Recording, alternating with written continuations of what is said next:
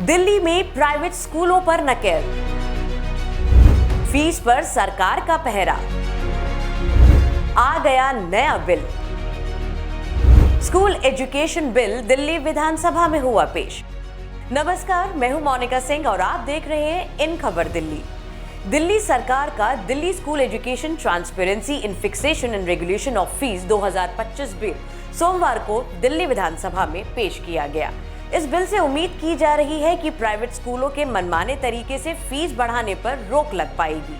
शिक्षा मंत्री आशीष सूद ने भी कहा कि फीस के मसले पर हमने स्कूल के मैनेजमेंट, पेरेंट्स से हम उस पर मिले हैं, कानूनी विशेषज्ञों से बात की है, 6 राज्यों के फीस रेगुलेशन बिल देखे हैं, कुल मिलाकर सबको सुना है, फिर ये बिल लाया गया है। फीस तय करने पर अब स्कूल के साथ साथ अभिभावकों की भी जिम्मेदारी तय की जाएगी। सभी निजी स्कूलों को वित्तीय रिकॉर्ड को सार्वजनिक करना होगा। यही नहीं, हर स्कूल को 3 साल की प्रस्तावित फीस पहले से ही बतानी होगी।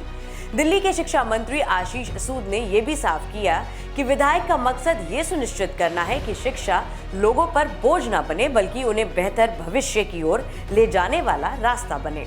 आइए आपको बताते हैं कि नए शिक्षा बिल की खास बातें क्या हैं।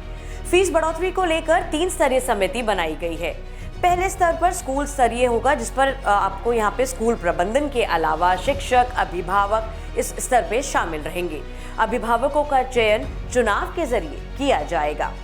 दूसरा है जिला स्तर, यहाँ पर स्कूल अभिभावकों की रजामंदी से फीस तय होगी। तीसरा है राज्य स्तर, राज्य स्तरीय जो बैठक होगी या जो समिति होगी, इसमें जिला स्तर के पर अगर फीस बढ़ोतरी को लेकर कोई निर्णय नहीं लिया जाता, तब राज्य स्तरीय समिति इस पर अपना अंतिम फैसला देगी।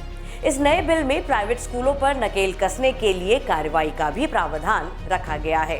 15% अभिभावकों की सहमति के बाद ही फीस बढ़ोतरी की शिकायत पर कार्रवाई होगी। 3 साल में सिर्फ एक बार ही फीस बढ़ोतरी कर सकेंगे। 50,000 प्रति छात्र स्कूल को मुआवजा भी देना होगा। फीस बढ़ोतरी के नाम पर या फीस कोई पे नहीं कर पाता तो उस पर आप नाम नहीं काट सकते किसी भी छात्र का, या फिर आप उसको अपमानित नहीं कर सकते। अपमानित करने पर या नाम काटने पर 10 लाख रुपए तक का जुर्माना लग सकता है। फीस बढ़ोतरी को लेकर अगर स्कूल आदेश नहीं मानता तो उन पर 1 से 10 लाख रुपए तक का जुर्माना लगेगा। दोबारा गलती करने पर यह जुर्माना 2 गुना हो जाएगा। नियमों को अगर बार बार उल्लंघन उसका किया जाता है तो स्कूल की मान्यता रद्द हो सकती है, और यही नहीं, सरकार इस स्कूल को अपने नियंत्रण में भी ले सकती है। हालांकि इस नए बिल के आने के बाद अब राजनीति भी काफी तेज हो गई है। आप नेता आतिशी ने इस बिल को लेकर विधानसभा में खूब हंगामा मचाया। उनका कहना है कि फीस बढ़ाने वाली कमेटी की अध्यक्षता निजी स्कूल का ही प्रबंधन करेगा, जिससे अभी भी ये मनमानी प्राइवेट स्कूलों के हाथ में ही रहेगी। आप नेता ने यह भी साफ कर दिया कि इस बिल के खिलाफ अगर उन्हें कोर्ट भी जाना पड़े तो वो वहां भी जाने के लिए तैयार हैं। उधर रेखा सरकार के शिक्षा मंत्री आशीष सूद का कहना है कि पिछली सरकार ने बार बार सिर्फ दिखावे के लिए आदेश जारी किए। उन्होंने ना तो कभी स्कूल का ऑडिट कराया और ना ही कोई रिकॉर्ड तैयार किए। अब सत्ता पक्ष और विपक्ष के बीच इस नई शिक्षा नीति को लेकर बवाल मचा हुआ है।